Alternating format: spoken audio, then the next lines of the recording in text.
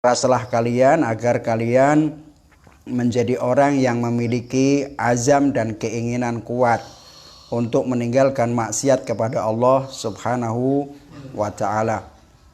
Kemudian beliau mengatakan fa innaka idza rahalta min hadhihi dunya duna an yatahaqqaqa fikal azmu ala tarkil muharramat.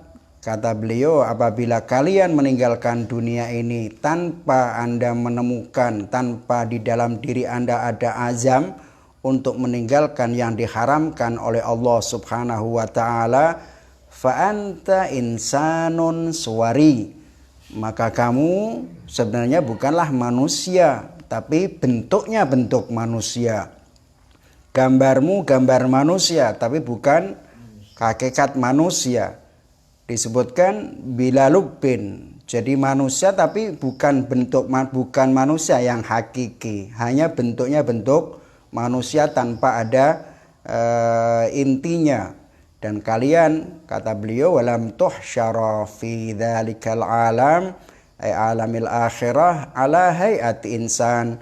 Kalian nanti di akhirat nanti akan dibangkitkan oleh Allah Subhanahu wa taala tidak dalam bentuk seperti manusia. Imam Khomeini mengingatkan kepada kita bahwa ketika kita ini tidak memiliki keinginan, tidak punya azam, niat yang kuat meninggalkan apa yang diharamkan oleh Allah Subhanahu wa taala. Bukan hanya niat ya, ada keinginan, ada niat, ada keputusan untuk meninggalkan yang dilarang oleh Allah Subhanahu wa ta'ala. Jadi bukan hanya sekedar niat saja, bukan sekedar berkeinginan meninggalkan, akan tetapi engkau sudah berkeinginan dan memutuskan sekaligus untuk mengatakan aku tidak akan melanggar hukumnya Allah Subhanahu wa ta'ala. Aku akan meninggalkan semua yang diharamkan oleh Allah Subhanahu wa ta'ala. Kalau itu tidak terbentuk dalam diri kita, kita tidak memiliki semangat yang semacam itu, keinginan yang semacam itu, azam yang semacam itu tidak ada dalam diri kita, maka kita ini sebenarnya bukan manusia yang sebenarnya. Bentuk kita adalah bentuk manusia, tapi batin kita bukanlah batin manusia. Secara lahiriah, karena kita melihat di alam semesta ini, kita menyaksikan semua manusia adalah manusia. Gambarnya gambar manusia, karena yang kita lihat adalah dohirnya. Yang kita lihat adalah dohirnya. Sementara nanti di akhirat ketika Allah Subhanahu wa ta'ala membangkitkan kita, Allah tidak lagi membangkitkan dalam bentuk dohir, tapi dalam bentuk batin, dalam bentuk hakikat diri Anda. Bisa jadi besok itu kita dibangkitkan oleh Allah Subhanahu wa ta'ala tidak dalam bentuk manusia. Bisa jadi kita dibangkitkan oleh Allah Subhanahu wa ta'ala dalam bentuk khinzir. Apa namanya khinzir itu? Babi. Tergantung perbuatan kita di dunia. Bisa jadi kita akan dibangkitkan seperti kera. Bisa jadi kita dibangkitkan seperti anjing. Bisa jadi dibangkitkan dengan hewan-hewan yang lainnya. Tidak lagi dalam bentuk manusia. Itu besok kita di akhirat nanti. Nah, bisa jadi kita akan dibangkitkan dalam bentuk hewan yang macam-macam lah ya. Intinya hewan bisa jadi hewan yang memangsa, hewan yang buas dan lain sebagainya. Kenapa? Disebutkan li'anna dzalikal alama huwa mahallu kashfil batin wa duhuris sarirah. Di alam akhirat nanti itu adalah tempat di mana seluruh yang batin akan terungkap. Di dunia akhirat nanti atau di akhirat nanti tidak lagi dalam bentuk dohir, tapi dalam bentuk batin. Semua dibungkap oleh Allah Subhanahu wa ta'ala. Yauma tublas sarair. Di hari di mana seluruh rahasia akan diungkapkan oleh Allah Subhanahu wa ta'ala. Anda boleh saja di dunia ini dengan penampilan serban yang besar, jubah yang berdobel-dobel ya, jalan dikawal banyak orang, tampak seperti seorang yang dekat kepada Allah Subhanahu wa taala. Bahkan mungkin ada di antara mereka-mereka yang dikawal semacam itu juga mentertawai dirinya sendiri. Bisa jadi kalau kita ini jujur ketika kita disambut oleh orang dengan luar biasa karena dianggap sebagai kekasih Allah, bisa jadi kita ketawa sendiri. Kita akan mengatakan sungguh mereka tidak tahu hakikat diriku. Karena kita tidak bisa mengingkari hati kita. Pakaianmu serban yang besar, jubah yang luar biasa dengan gaya. Kita ini seringkali melihat orang yang berbuat tasannu, berpura-pura. Orang itu cenderung supaya dia mendapatkan perhatian orang, supaya dia mendapatkan penghormatan dari orang. Dia tidak lagi menampakkan dirinya sebagaimana mestinya. Omongannya diatur, lembut, padahal aslinya tidak seperti itu. Di akhirat nanti semua akan terbuka. Di akhirat nanti semua tidak ada lagi sesuatu yang tersembunyi. Kita akan melihat diri kita hakikat yang sesungguhnya. Nah, oleh karena itu kata Imam Khomeini, kita harus punya azam. Kita harus punya berusaha untuk mendapatkan azam ini. Niat untuk meninggalkan yang diharamkan oleh Allah Subhanahu wa taala. Kalau tidak, kita akan dibangkitkan tidak seperti manusia. Ketika kita tidak punya azam untuk meninggalkan yang diharamkan oleh Allah, maka berarti apa? Kita akan melakukan apa yang diinginkan oleh nafsu kita. Kalau kecenderungan kita ini adalah makan, maka berarti nafsu syahwat. Kalau kita kecenderungannya emosi, bisa jadi kita menjadi binatang buas. Kalau kita misalnya memiliki kecenderungan untuk menipu orang, untuk merekayasa, maka berarti kita bisa jadi seperti iblis dan lain sebagainya. Jadi bisa jadi kita akan dibangkitkan semacam itu. Yauma tublas sarair. Oleh karena itu coba kita renungkan diri kita. Kira-kira kita ini besok itu dalam kondisi kita sekarang ini. Kira-kira kalau Allah Ta'ala membuka tabir kita dan bisa melihat hakikat diri kita, kira-kira kita ini manusia atau bukan? Andai saja kita ini nanti dibuka oleh Allah Subhanahu wa taala. Seandainya kita punya ilmu kasyaf seperti hanya Imamul Baqir alaihi salatu wassalam kepada Abu Basir. Usai dia datang dari haji, Imam Abu Basir berkata kepada Imamul Baqir, "Ma aktsaral hajij." Wa'adhamad dajij atau apa ya kalimatnya. Dia bilang alangkah banyaknya ya Imam orang-orang yang sedang melakukan ibadah haji. Itu di Mekah dia di Mekah ketika usai melaksanakan ibadah haji. Kata Imamul Baqir alaihi salatu wassalam mengatakan bal ma aktsaradz dajij wa aqallal hajij. Kata Imamul Baqir, sebaliknya justru yang banyak itu hanya orang yang rame-rame saja. Al-dhajij, orang yang geger rame saja.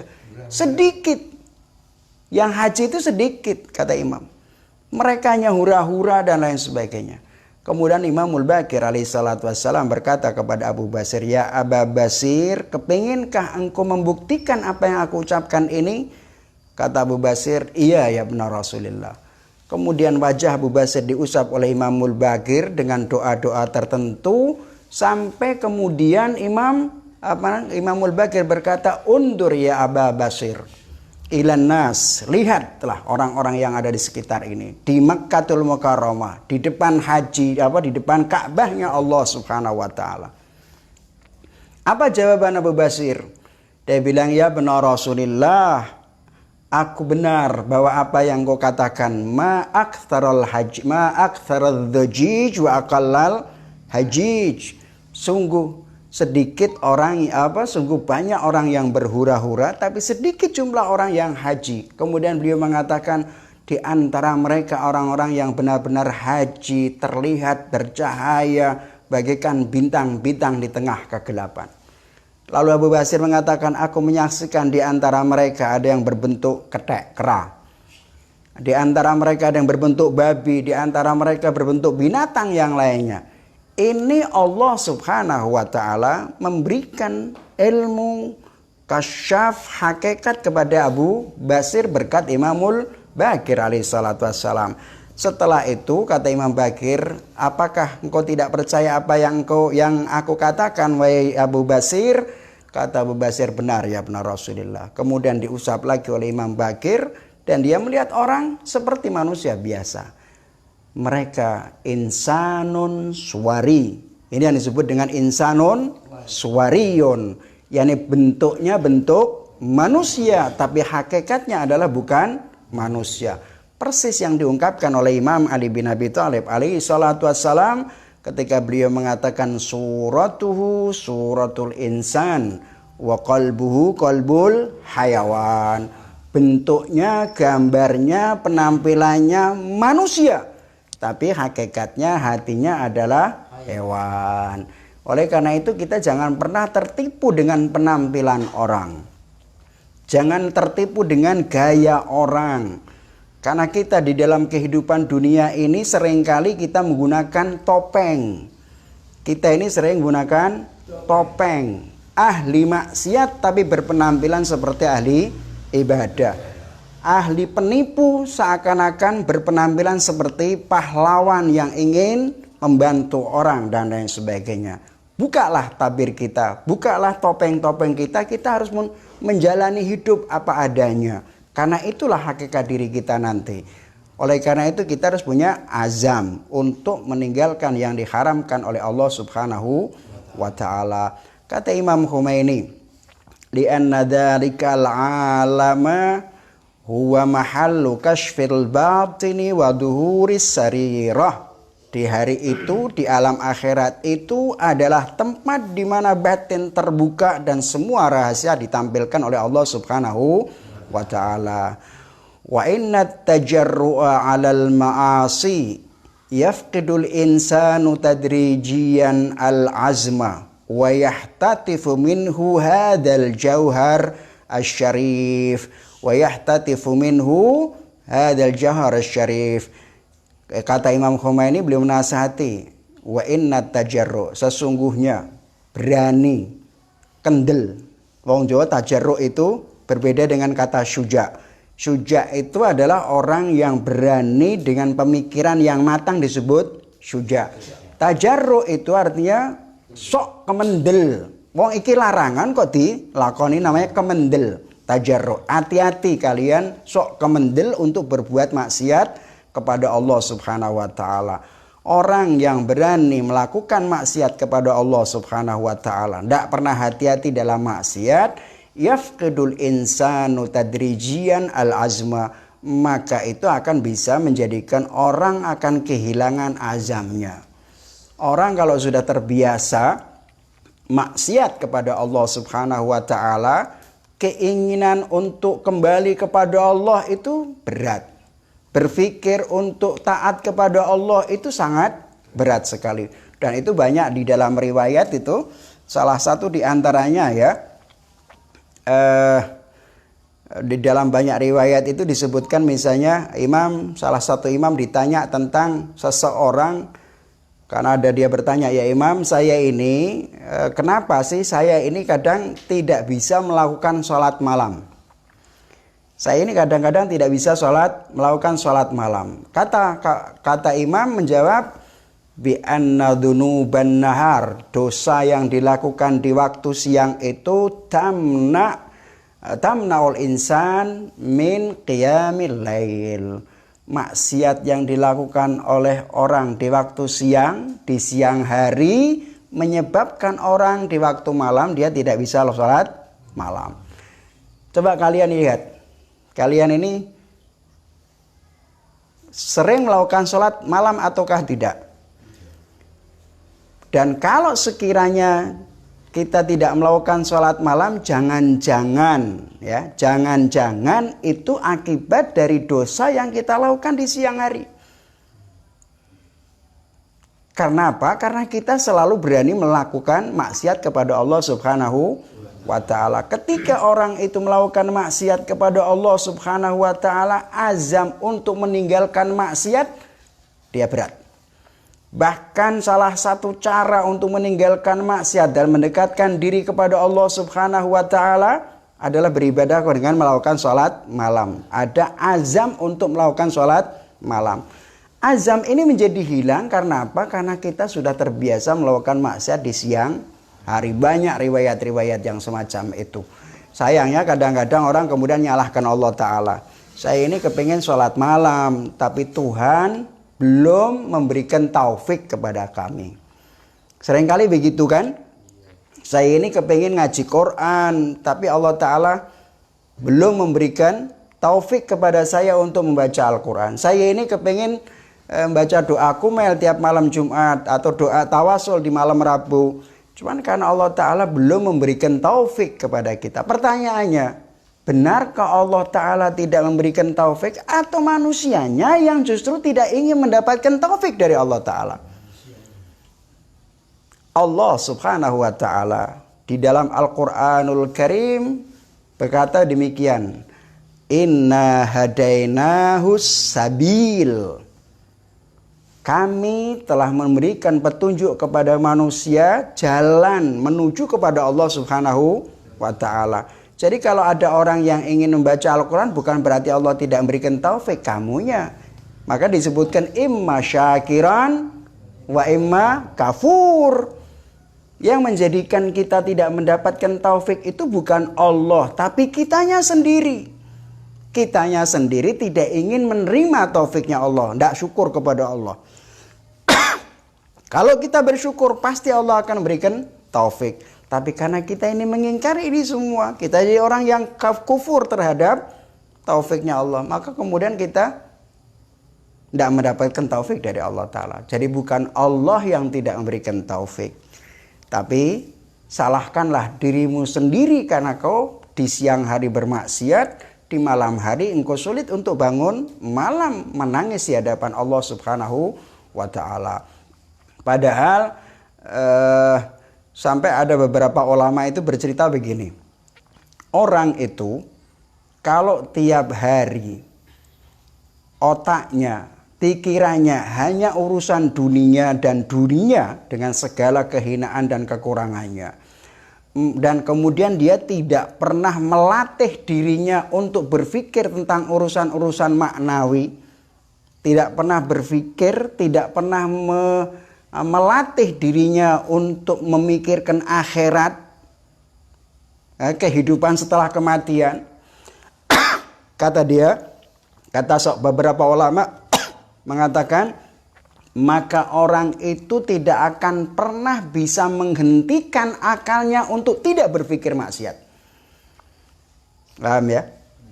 Jadi orang yang setiap harinya berpikir tentang dunia, harta, kekayaan, mengumpulkan kehidupan dunia, dan tidak pernah melatih dirinya berpikir tentang akhirat, tentang maknawi, tentang spiritualitas, maka orang itu tidak akan pernah bisa menghalangi akalnya, pikirannya dari melakukan maksiat kepada Allah Subhanahu wa Ta'ala. Bukan melakukan maksiat, tapi berpikir tentang maksiat. Orang kalau sudah punya fulus banyak, misalnya miliaran, hartanya di mana-mana, apa yang dipikirkan? Pasti dorongan syahwatnya, bermaksiat, ini macam-macam muncul dari berbagai pemikiran yang ada di dalam akalnya.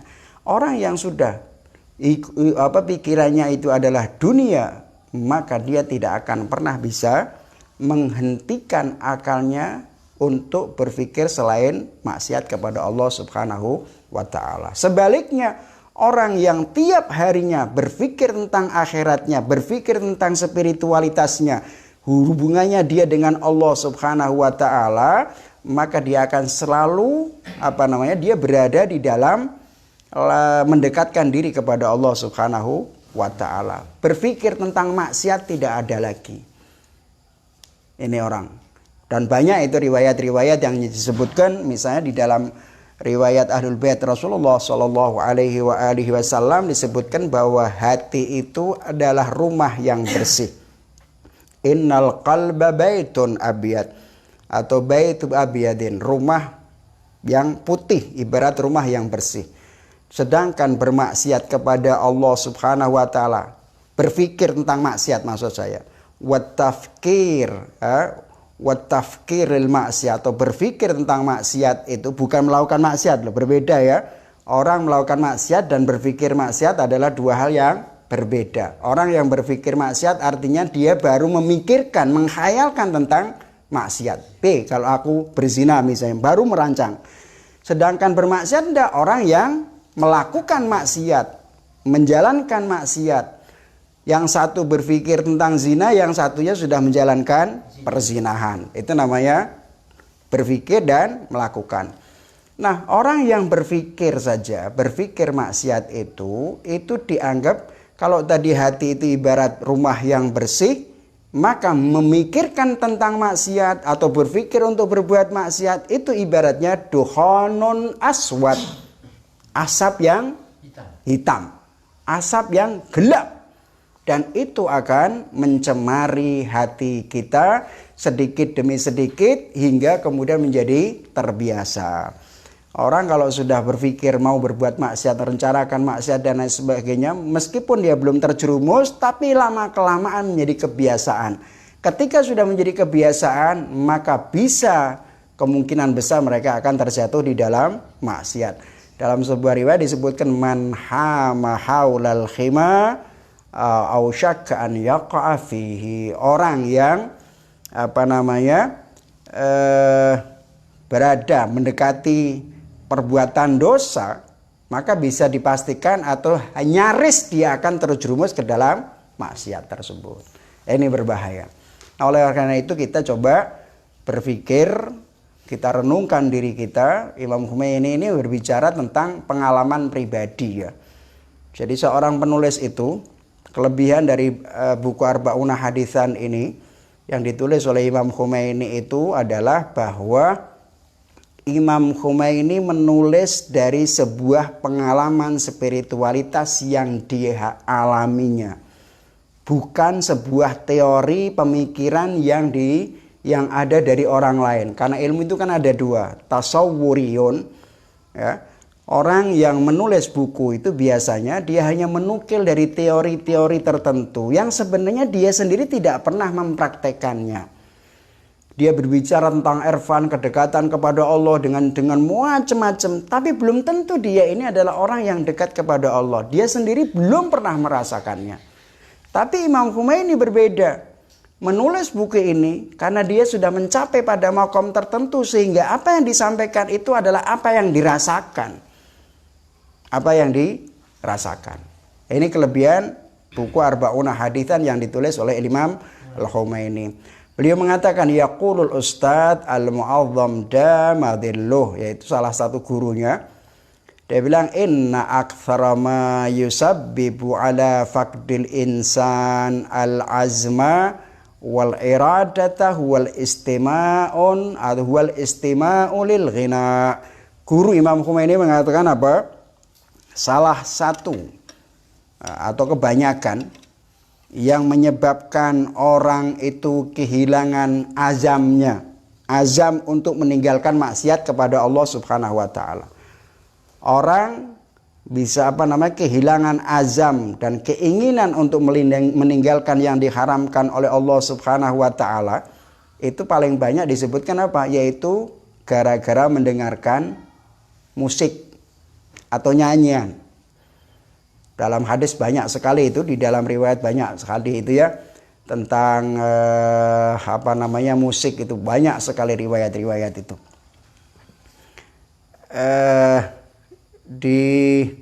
Di dalam riwayat itu disebutkan bahwa misalnya al-ghina yunbitun nifaq. Al-ghina, kata Rasulullah Shallallahu alaihi wasallam, disebutkan al-ghina'u yunbitun nifaq fil qalbi kama yunbitul ma'u al-baqla. Jadi musik itu atau nyanyian itu adalah bisa menumbuhkan kemunafikan di dalam hati sebagaimana air menumbuhkan tetumbuhan. Dan ini biasanya seringkali diremehkan orang. Ini kan dosa kecil, ini kan biasa dan lain sebagainya. Imam Shadiq alaihi salatu wassalam, beliau mengatakan al-ghina'u usyun nifaq. osh. Osh itu susoh, sarang. Jadi musik itu atau nyanyian itu adalah sarangnya kemunafikan. Abu Abdillah alaihi salatu wassalam dalam sebuah riwayat beliau mengatakan, ala yastahi ahadukum an yughanni ala dabbatihi wa hiya tasbahu atau tusabbihu. Ini digambarkan seperti orang desa itu kan naik salah satu, katakanlah naik kuda, kemudian naik onta. Kalau orang desa di Indonesia naik kerbau, sapi, sambil menyanyi. Kata Imam, apakah kalian di antara kalian tidak malu sama Allah Ta'ala? Kalian naik di atas hewan piaraanmu seperti kuda, onta dan lain sebagainya sambil bernyanyi-nyanyi, sementara binatang itu sedang bertasbih kepada Allah SWT. Pertanyaannya, apakah semua nyanyian itu diharamkan ataukah ada kriteria-kriteria tertentu? Jadi sekali lagi, banyak riwayat bahkan di dalam Ahlus Sunnah wal Jamaah tentang musik ini juga larangan-larangan banyak. Tapi pertanyaannya, apakah semua musik, semua nyanyian itu diharamkan ataukah ada kriteria-kriteria tertentu? Saya tidak ingin membahas masalah fikih. Karena ini adalah masalah-masalah yang bersifat fikhian, yaitu bahthun fikhi, dan itu sudah dibahas secara detail di dalam kitab-kitab fikih. Saya tidak ingin membahas. Intinya bahwa apakah itu sifat mutlak atau ghairu mutlak, haramnya musik dan nyanyian ini itu urusan fikih. Tapi Imam Khomeini mengatakan di antaranya penyebab orang menjadi lupa sama Allah Subhanahu wa taala, menjadikan orang itu kehilangan azam untuk meninggalkan maksiat dan larangan Allah Subhanahu wa taala, di antaranya adalah musik, mendengarkan musik. Oleh karena itu para ulama mengatakan dalam ayat misalnya qaul zur, di antaranya adalah al-ghina. Allahu dalam ayat itu di antaranya mereka menafsirkan adalah al-ghina. Tapi sekali lagi, apakah mutlaqul ghina ataukah di sana ada syarat-syarat tertentu, kriteria tertentu? Kita akan bahas dalam hal bersifat fikih. Itu intinya. Ala kulli hal, saudara sekalian, kita ini tahu bahwa ada hal-hal yang bersifat makruh itu ada batasnya. Hal yang diharamkan oleh Allah Subhanahu wa taala juga jelas dan ada batasnya. Manusia itu sebaiknya adalah dia berjalan hati-hati betul, harus berada di luar yang makruh supaya kita ini tidak terjatuh ke dalam yang haram. Biasanya kan kita menganggap makruh itu kan makruh. Artinya makruh itu artinya kalau dilakukan tidak apa-apa. Makruh itu sebenarnya tidak ada kalimat makruh dalam fikihan, apalagi dalam bentuk irfani, artinya sesuatu yang dibenci, sesuatu yang tidak disukai oleh Allah Ta'ala.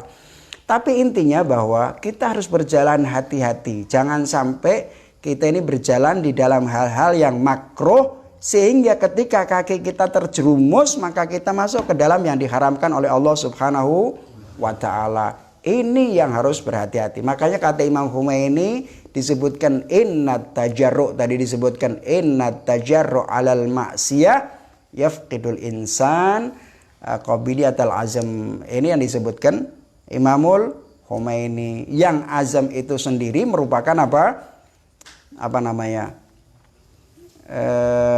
azam merupakan jauharul insaniyah, yaitu esensi daripada manusia. Ala kulli hal. Kemudian kata Imam Khomeini, inna aktsara ma yusabbibu ala faqdil insani al-azma wal iradata huwal istima'u lil ghina. Idzan tajannab ya akhi al-ma'asi wa'zim 'alal hijrati ilal haqqi ta'ala waj'al dhahiraka dhahiran insaniyan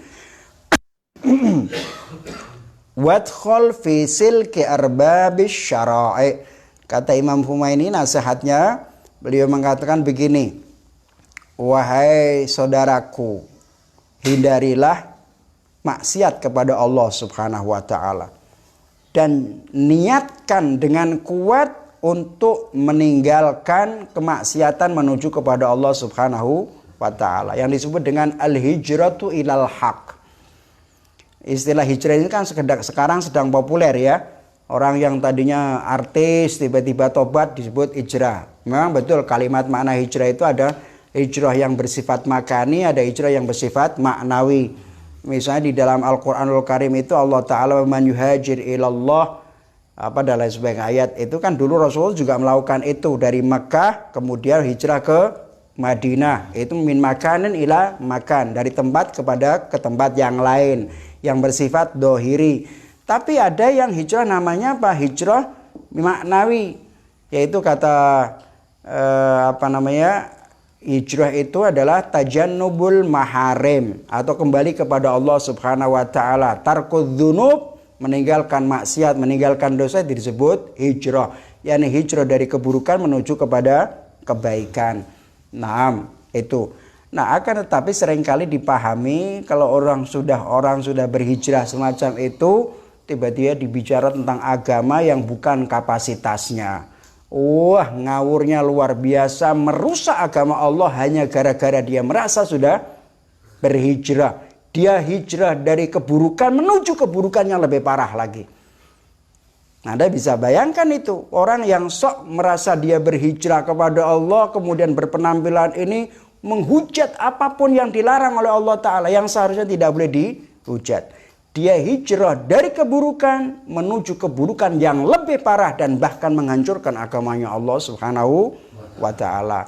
Oleh karena itu, saya ingin berpesan kepada saudara-saudara yang mendengarkan ini, kalian yang merasa berhijrah, pelajarilah agama Allah dengan benar. Kalau itu bukan kapasitas kalian untuk berbicara agama, jangan pernah bicara tentang agama. Karena ketika orang berbicara agama bukan kapasitasnya, justru akan merendahkan agama itu sendiri. Itu loh. Kata Imam Khomeini, idan tajannab ya akhi al-ma'asi wa'zim 'alal hijrati ilal haqqi ta'ala. Wa'zim artinya niatkan, putuskan bahwa engkau akan berhijrah menuju kepada Allah Subhanahu wa Ta'ala. Ada sebuah kisah tentang hijrah ini. Abu Iyad, Al-Qadhi Abu Iyad, dia punya karya banyak itu di dalam dunia Islam. Itu dulu pernah menjadi seorang pencuri. Suatu hari dia mencuri, dalam sebuah kisah itu diceritakan dia mencuri. Ketika dia di tengah malam melompat di atas tembok untuk mencuri sesuatu atau barang di dalam rumah itu. Tiba-tiba orang yang di dalam rumah itu membaca sebuah ayat. Alam ya'ni lilladzina amanu an tahsha'a qulubuhum li dzikrillah. Alam ya'ni lilladzina amanu an tahsha'a qulubuhum bi dzikrillah atau li dzikrillah.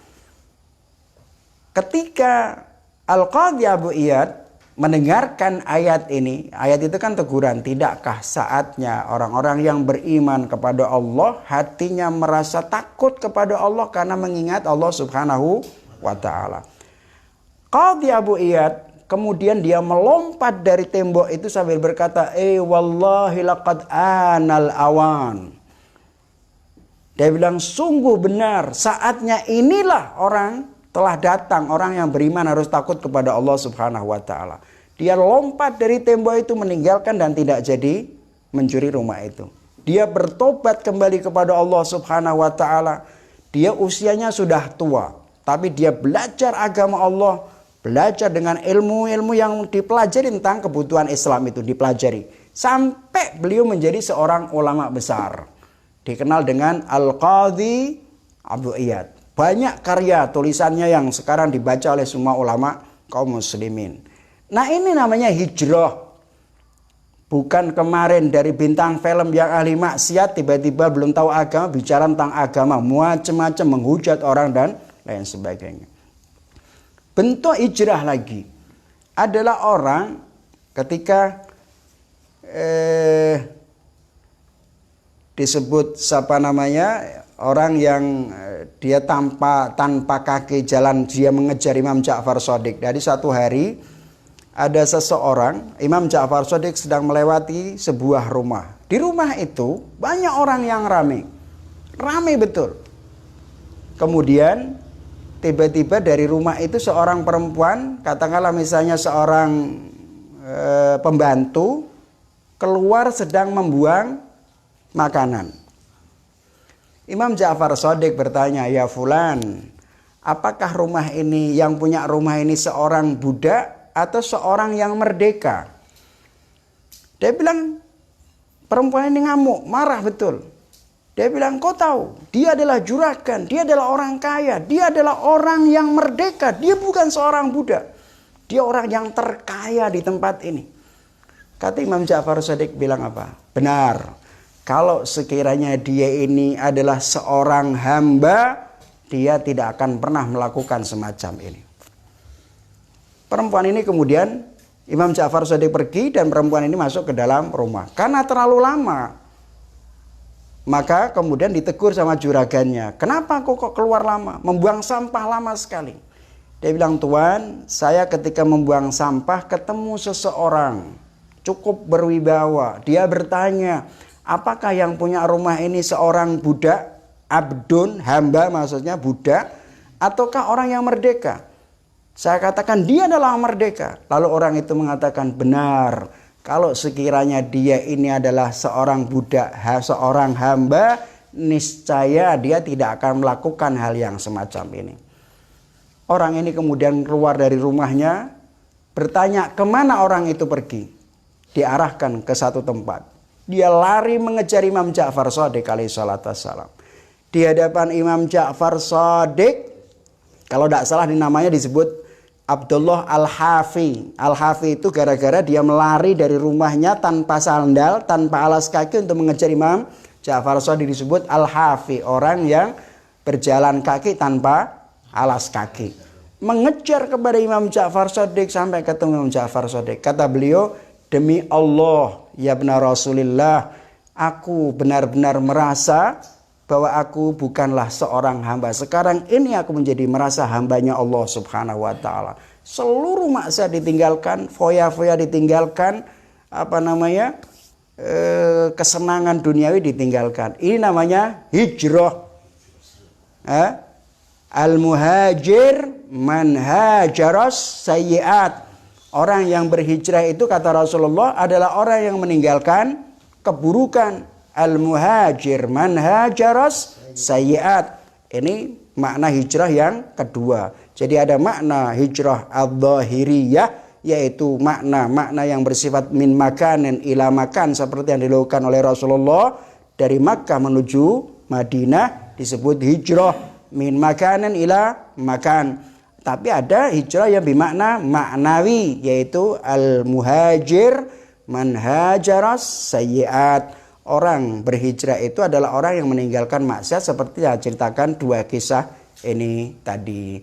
Nah, kita lihat saja, coba orang yang merasa sok dirinya sudah berhijrah, kemudian dia menghujat sana, ceramah sana, pakai baju keagamaan dan lain sebagainya, menghancurkan agama Allah subhanahu wa ta'ala. Hati-hati, kita ini akan dibangkitkan oleh Allah subhanahu wa ta'ala. Kita akan ditampilkan, seluruh amal kita, pribadi kita akan ditampilkan oleh Allah. Yauma tublas sarair. Tidak ada sesuatu yang tersembunyi sama sekali. Naam, wa'zim 'alal hijrati ilal haqqi ta'ala waj'al dhahiraka dhahiran insanian. Jadikanlah dirimu secara lahiriah ini seperti manusia. Apa bentuknya?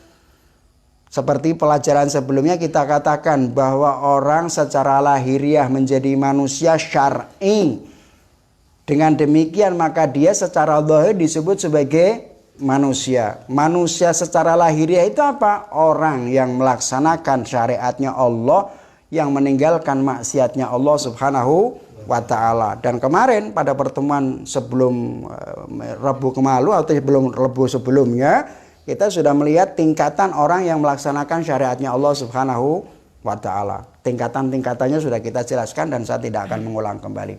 Nah, jadikanlah dirimu itu, kata Imam Khomeini, waj'al dhahiraka dhahiran insaniyan wadkhul fi silki arbabis syara'i. Masuklah dalam deretan urutan orang-orang yang melaksanakan syariatnya Allah Subhanahu wa taala. Dari mana? Yaitu mengikuti Rasulullah dan Ahlul Bait Rasulullah sallallahu alaihi wasallam. Dengan demikian maka kau secara lahiriah disebut sebagai manusia. Hakikatnya seperti apa kita tidak tahu. Tapi bahwa secara lahiriah di dunia engkau disebut sebagai manusia. Ada insan. Kenapa? Karena dia beribadah kepada Allah, meninggalkan maksiat yang dilarang oleh Allah Subhanahu wa taala. Kemudian watlub minallahi ta'ala fil khalawat an yakuna ma'aka fit tariqi li hadzal hadaf. Cara untuk supaya kita ini menjadi manusia dhahiran atau dhahiran insanian, manusia lahiriah nyata menuju kepada Allah Subhanahu wa taala, caranya tidak ada jalan lain kecuali adalah melakukan salat malam, mendekatkan diri kepada Allah Subhanahu wa taala melalui salat malam. Salat malam itu sampai-sampai Allah Subhanahu wa taala membanggakan hambanya di hadapan para malaikat. Sampai Allah mengatakan begini, unduru, lihat malaikatku, ini hambaku. Di tengah malam, di saat semua mata terpejam, dia telah mengetuk pintu rahmatku dan meminta kepadaku. Dibanggakan oleh Allah Subhanahu wa ta'ala. Nah, kita ini seringkali dan bahkan mungkin jarang, bahkan tidak pernah mungkin untuk melakukan sholat malam, kecuali di saat kita terdesak sudah tidak ada jalan, kita kemudian merengek-rengek puasa sregep Senin Kemis, kemudian sholat malam juga begitu. Kenapa? Karena kita terjepit, jaluk be Allah, ya Allah bayar ke hutangku ya Rob, kan gitu. Begitu sudah hutangnya terpenuhi, la sholat bala puasa. Shalla wa shama li amrin yaqtadihi falamman qadal amru la shalla wa la shama. Salatnya sregep, puasanya sregep, semangat. Kenapa? Karena menginginkan sesuatu yang ingin dia capai. Ketika keinginan ini tercapai, la shalla wa la shama. Salat pun tidak dilakukan, apalagi puasa. Naam. Watlub minallahi ta'ala fil khalawat an yakuna ma'aka fit tariqi li hadzal hadaf. Minta kepada Allah di waktu-waktu kegelap malam, di saat orang sedang tertidur, supaya Allah Subhanahu wa taala senantiasa membantu kita di jalan ini untuk menuju kepada tujuan, yaitu kepada Allah Subhanahu wa taala. Al-Imam Ali Zainal Abidin alaihi salatu wassalam, di satu saat dia sedang berada di Ka'bah. Dia menangis bergelantungan dengan Ka'bah. Menangis, mengguguk yang sangat luar biasa. Dia sujud kepada Allah Subhanahu wa taala sambil menangis yang luar biasa.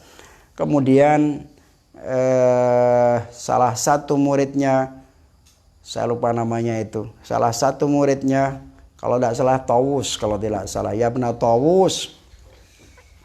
Tiba-tiba dia datang, Tawus ini mendekati Imam Ali Zainal Abidin alaihi salatu wassalam. Kata Tawus, aku melihat orang ini sedang menangis sedemikian dahsyat seperti orang yang telah kehilangan segala sesuatunya. Kemudian aku dekati dia, kata si Ibnu Tawus ini. Ibnu Tawus kemudian mendekati Imam Ali Zainal Abidin. Imam Ali Zainal Abidin bangkit dari sujudnya sambil berkata, ya Ibnu Tawus, kenapa engkau ini mengganggu aku di dalam berzikirku kepada Allah Subhanahu wa taala? Ibnu Tawus mengatakan, ya benar Rasulullah, yang layak menangis semacam ini adalah aku. Ingat, ya benar Rasulullah, abuka Ali ibn Abi Thalib, disebutkan kakeknya ya. Abuka Ali ibn Abi Thalib al-Husain, wajadduka Ali ibn Abi Thalib. Wah, disebutkan wajaduka juga Muhammad Rasulullah sallallahu alaihi wasallam yang dijamin masuk surga. Apa kata Imam Ali Zainal Abidin? Ya ibna Tawus, da'anni haditha abi wa ummi wa jaddi. Jangan engkau sebut-sebut nama ayahku, kakekku dan ibuku, karena sesungguhnya Allah Subhanahu wa taala menciptakan surga bagi orang yang taat kepadanya. Wa in kana habasyian. Innallaha khalaqal jannata liman ata'ah wa in kana habasyian. Allah menciptakan surga untuk orang yang taat kepadanya, sekalipun itu seorang budak sekalipun. Orang Habasyi dan Habasyian, budak seorang Afrika yang hitam. Wa khalaqan nara liman asahu wa in kana Quraisyan. Dan menciptakan neraka itu untuk orang yang bermaksiat kepada Allah Subhanahu wa taala, sekalipun dia seorang Quraisy. Kemudian dia membawakan ayat-ayat yang menunjukkan bahwa besok kita dibangkitkan oleh Allah Subhanahu wa taala dan bertanggung jawab atas diri kita sendiri. Artinya di tengah malam seperti Imam Ali Zainal Abidin yang sedemikian dahsyat ditanggung oleh Allah taala, neteskan air mata, bergelantungan di kain Ka'bah karena dia ingin senantiasa bersama Allah Subhanahu wa ta'ala di setiap detik, di setiap saat, di setiap waktu, dan setiap nafas yang dia keluarkan dari dirinya. Di tengah malam tiba-tiba dia bangun untuk sholat malam, dia mengatakan, ya Allah, tiap kali aku mengingat kematian membuat diriku tidak pernah bisa makan enak, tidur nyenyak. Bagaimana mungkin aku bisa tidur nyenyak sementara malaikatul maut akan datang kepadaku setiap saat. Ini orang yang sudah memiliki azm, makom tertinggi yang dimiliki oleh Imam Ali Zainal Abidin alaihi salatu wassalam.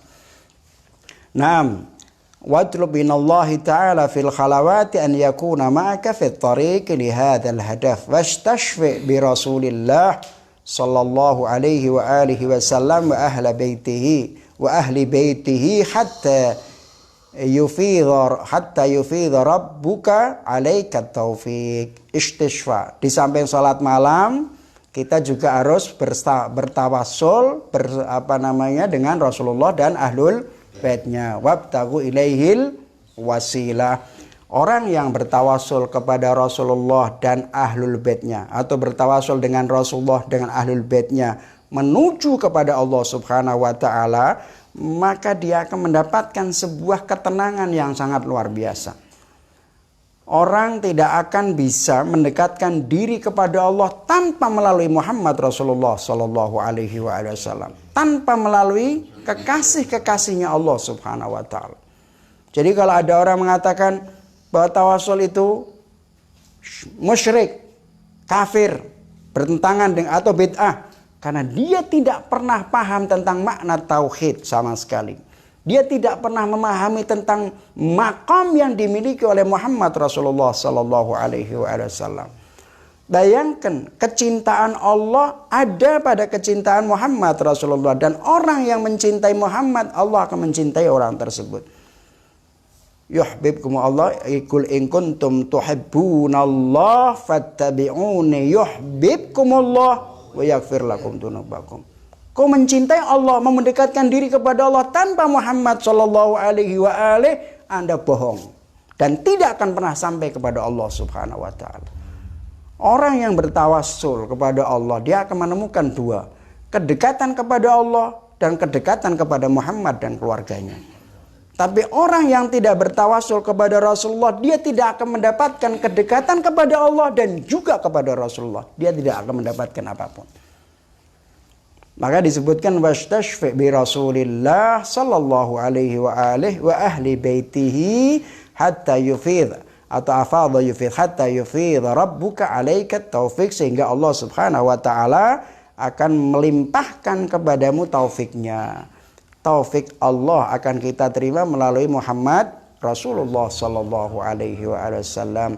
Wa yamsiku biyadik fil mazaliki allati ta'tariduk. Allah pun akan memegang tanganmu sehingga kau tidak akan pernah tergelincir di saat tempat bergelincir itu sedang menghadangmu atau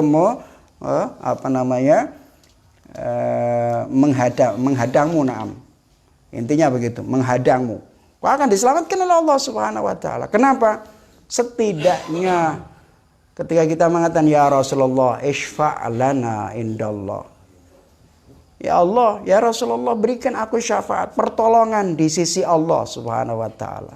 Itu artinya apa? Bahwa kita akan memiliki dua, kedekatan kepada Rasulullah dan kedekatan kepada Allah Subhanahu wa taala. Kita akan mengatakan, "Ya Allah, sekiranya aku tidak layak Engkau ampuni karena dosa-dosaku, tapi kecintaanku kepada Muhammad ya Rasul, ya Allah, Kau akan ngampuni aku."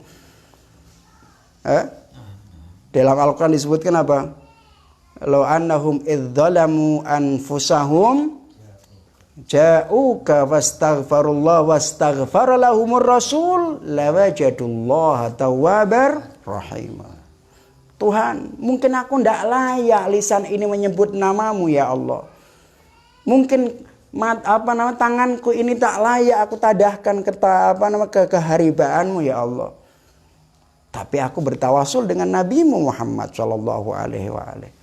Yang Engkau berkata sekiranya orang bermaksiat, berbuat dolim terhadap dirinya, yang bermaksiat kepada Allah, kemudian beristighfar kepadamu, dan Rasulullah memintakan ampun, niscaya Allah Subhanahu wa taala akan mengampuninya. Ya Allah, aku bertawasul dengan Rasul sallallahu alaihi wasallam. Naam, kita akan diselamatkan li'anna hunaka mazalik katsirah. Dalam perjalanan kita menuju kepada Allah itu banyak jalan belokan-belokan yang menghadapi kita semua. Ta'taridul insan ayyama hayatih. Sepanjang hidup manusia dia akan dihadapkan banyak jelegongan. Wong Jawa ngomong jelegongan. Jalannya gak roto. Kejeglong-jeglong bisa gitu loh maksudnya. Mazalik itu kepleset. Plesetan itu banyak. Kegelincir. Bahasa Indonesia tergelincir. Tempat yang menjadikan orang tergelincir itu banyak menghadapi kita dalam sepanjang hidup ini. Apa yang kita pegangi? Muhammad Rasulullah dan Ahlul Bait Rasulullah sallallahu alaihi wasallam. Berpegang pada mereka, kita berarti dekat kepada Allah, dekat kepada Rasulullah, dan dekat kepada Ahlul Bait Rasulullah. Wa minal mumkin annahu fi lahdatin wahidah yasqutu fi mazaliki atau yusqitu atau yasqutu fi mazlakin muhlik. Bisa jadi seseorang itu dalam sekejap saja ketika dia melakukan maksiat kepada Allah Subhanahu wa taala, maka seluruh amalnya menjadi hilang, dan saat itu dia tergelincir ke dalam tempat yang menggelincirkan itu. Hilang, lenyap, tidak ada manfaat. Habaan mansura. Seluruh kebaikanmu tidak ada nilainya. Ya'juzu minas sa'yi li'inqadhi nafsih. Kalau sudah begitu, kamu sendiri tidak akan pernah mampu untuk menyelamatkan dirimu sendiri. Kenapa? Orang itu kalau sudah bermaksiat kepada Allah, dia sudah tidak ingin, tidak ada keinginan, tidak ada nafsu untuk kembali kepada Allah. Sudah terus menerus dan lain sebagainya. Bal qad la yahtammu bi'inqadhi nafsih. Dia tidak ada keinginan. Orang sudah tergelincir semacam itu, hidup dalam muharramat, dia bahkan untuk berpikir untuk menyelamatkan dirinya tidak pernah. Bayangkan orang kalau sudah bermaksiat kepada Allah semacam itu, keinginan untuk menyelamatkan diri sudah tidak ada. Bal rubbama la tashmuluhu hatta syafa'at asy-syafi'in. Na'udzubillahi minha. Bahkan orang yang memberi syafaat pun juga tidak berguna. Rasulullah minta syafaat, bisa jadi Rasulullah tidak akan memberikan syafaat. Karena pemberian Rasulullah syafaat kepada orang, karena Allah Ta'ala memberikan hak kepada Rasulullah. Allah memberikan hak kepada Rasulullah untuk mensyafaati siapapun yang dikehendaki oleh Allah Subhanahu, yang dikehendaki oleh Rasulullah. Tapi tidak berarti kemudian Rasulullah mensyafaati tanpa muhasabah, tanpa ada sesuatu, tanpa ada syarat tertentu. Harus ada syarat-syarat di mana Rasulullah berhak untuk memberikan syafaat kepada orang tersebut. Benar bahwa Rasulullah punya hak untuk mensyafaati siapapun yang dikehendaki, tapi yang dikehendaki oleh Rasulullah itu tidak berarti jafaan, bukan sesuatu yang sia-sia. Ada syarat di mana Rasulullah menghendaki kita disyafaati. Ada sesuatu. Paham itu ya? Artinya aku maksiat lah, nanti setelah itu aku tatawasul. Enggak. Bukan itu. Bukan Itu. Sampai di sini dan insya Allah kita akan pertemuan yang akan datang kita akan masuk pada fasal al-musyaratah wal muraqabah wal muhasabah. Wallahu a'lam bissawab. Walhamdulillahi rabbil alamin wa sallallahu ala Muhammad wa alihi at-tahirin. Allahumma shalli ala Muhammad wa ali Muhammad. Allahumma shalli ala Muhammad wa ali Muhammad. Allah